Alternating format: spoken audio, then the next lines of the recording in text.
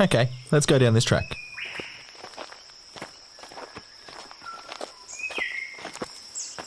Can you smell that? It's pretty distinct, isn't it? It smells a bit musty, right?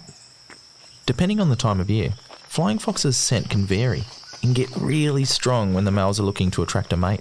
It can also help them mark their territory and communicate with other flying foxes. And I know we might think they're pretty stinky, but they're actually really clean animals. They're constantly grooming themselves. As we walk deeper into the bush, we should begin to hear them. Look, there they are. Can't really miss them, can you?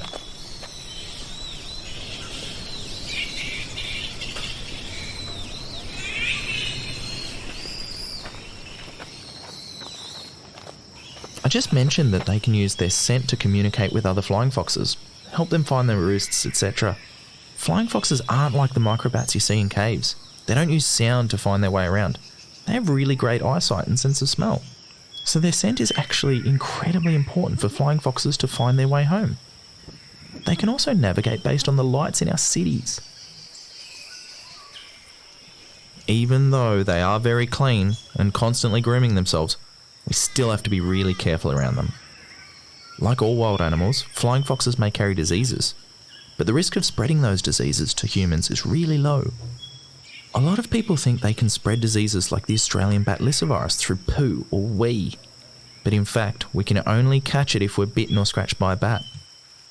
That's why we cannot touch them and call special bat carers if we see an injured or sick one.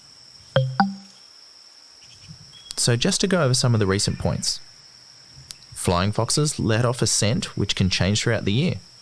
It's used for a number of different things, like attracting a mate, finding a partner, and talking to each other. They're very clean animals and constantly grooming themselves. However, they can also spread various diseases such as the Australian bat lyssavirus, if you touch them. Oh, hey Uncle Lyndon. Hey Uncle BJ. How's it going? Hey, how you going, Tyrone? Hey, yally gully Tyrone. What are you doing up here? Who's this you got with ya?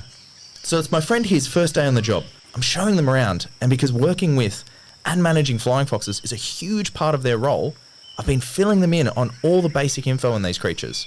Yeah, deadly. What's your name? Good to meet ya. I'm BJ. I'm a proud Jinibara man. The land we're on right now has been looked after by my ancestors for thousands of years. Jinibara country spans from down Old Gympie Road up over the Blackall Ranges. There isn't a line in the road like you might think for a normal boundary. Our boundaries are overlapping. So our neighbours Kabi Kabi are right there at the bottom of the foot of the range. Yeah, I'm Uncle Lyndon. It's a pleasure. I'm a Kabi Kabi of Malula clan. Our country runs from far north to the Burrum River, as far south to the Pine and to the ranges to the west. So what are you guys up to today? What are you doing up here at Pecan Park? Uncle Lyndon and I are up here checking on the Obi next to the flying foxes, and I was just pointing out the nursery tree to him where all the baby flying foxes are in. Yeah, look at that. Up there, there's one of those nursery trees now.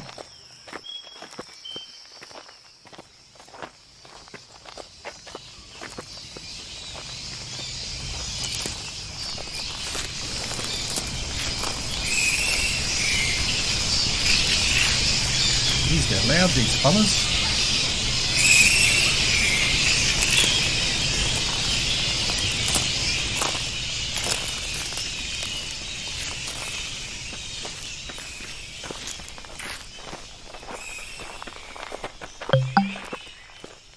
Hey BJ, how do you say flying fox in Jinibara? Oh, good question, Tyrone. It's actually Baba. What about you, Lyndon? How do you say it in Kabi Kabi?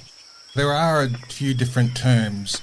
You can say Girrimundi or Currimundi. Yeah, flying fox. We love our flying foxes. They're a bit of a delicacy back in the day. Yes, it's true. We did used to eat them. Wherever there was flying fox colonies, there was a lot of family. That's where the campgrounds were. They were camped everywhere near those colonies because, as I said, I'm just talking about the nutritional side of things there. But flora and fauna, that's our culture. We were very good at reading it, knowing where to be on the landscape, how to look after the landscape, how to look after our resources. And that landscape hasn't left. It's still there. The plants, animals, all still there. So basically the culture's all still there. That's why Uncle Lyndon and I are up here together, looking out at these flying foxes, trying to repatriate that knowledge back to ourselves so that we can pass it on to our kids. So why is that repatriation of knowledge so important? It's really important that we walk country and learn all the interconnectedness that sadly some of us have missed out on growing up.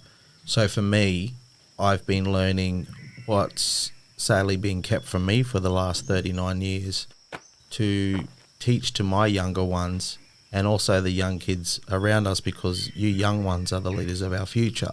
So repatriating that knowledge that we would have known from a baby to now and having the answers to all the questions, I'm having to cram like a big assignment from school and learn it and teach it to the kids so that they've got all the answers.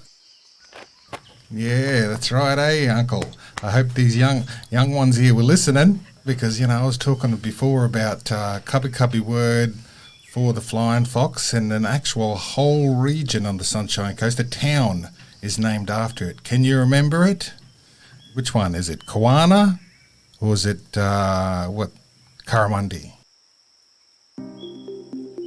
Okay, so if you think Kawana is named after flying foxes, go to the episode called Kawana.